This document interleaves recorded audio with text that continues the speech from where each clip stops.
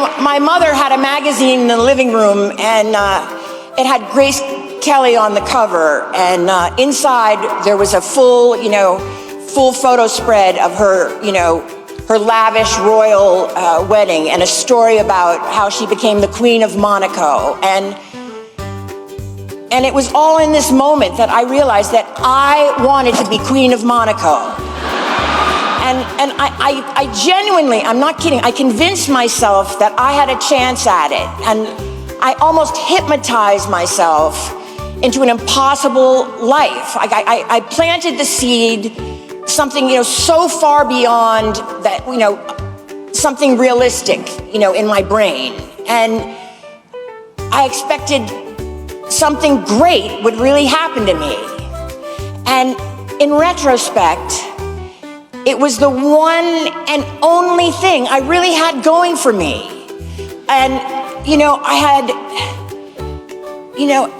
I had this thing inside of me telling me that I could achieve anything in this world, and there was just nothing to back it up, and I'm really talking like severe depression aside, my fantasies somehow they sort of gained momentum, and I sort of started to power my reality somehow. And you can always probably relate to really wanting something. I bet everyone in this room really wants something. And maybe it's a writer here. You want to be a famous writer, or just a decent writer, or a great director, or an actress who gets a job or two. Whatever you want. But it's all okay. It's all totally okay. But when you find the thing that you want to do, I really want to highly recommend just frigging go for it. You really have to psych yourself up into believing absurd possibilities, and you have to believe that they are not absurd. And because there's nothing foolish or accidental. There's nothing foolish. There's nothing accidental. About expecting the seemingly things are unattainable for yourself. And I don't care so much about what other people think right now. For so much of my life, I was in this constant state of just recovering from something that someone had said to me or had said about me. And that's what you get if you're overly sensitive. Like I'm sure a lot of you can relate to this, but there is a benefit to being overly sensitive, and that is, I don't know, I think somehow you're better at stuff. I don't know. You're taking in, it's such a hard hit when people say stuff and you see, no one else is sort of reacting and you take it hard. But I swear to God, you pay for you benefit from the hit. And I don't even regret that anymore. And, I just want you all to hear me say that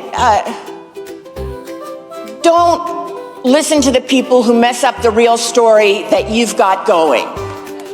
And, because Emerson has ignited these seemingly unattainable possibilities for you that now can be your reality. And it is your ability to convince yourself you really can make it, because you really have to be your own champion. It really doesn't matter what anyone thinks or says. When it comes to the obstacle course of your life, you have to find your own path. And you can't perfectly plan it out from the beginning. And part of directing your life is just letting it unfold. So let it. It's okay to be sensitive and feel things. I just want to say, feel things profoundly. And you're so young, and you really can handle it. And I promise you. And you may be leaving Emerson, but you are not leaving one another. And I know we're living in very scary times, and I just want to say, hold on to each other. And there are no great expectations to be realized without great people to realize with them. And I very strongly feel that way. I am so, I just can't, it's hard not to cry, but I'm so unbelievably proud of all of you. And I cannot wait to see, what's ahead for you. And this today for all of you is a pure win. And I want to encourage you to stand up for what you believe in and for what Emerson stands for.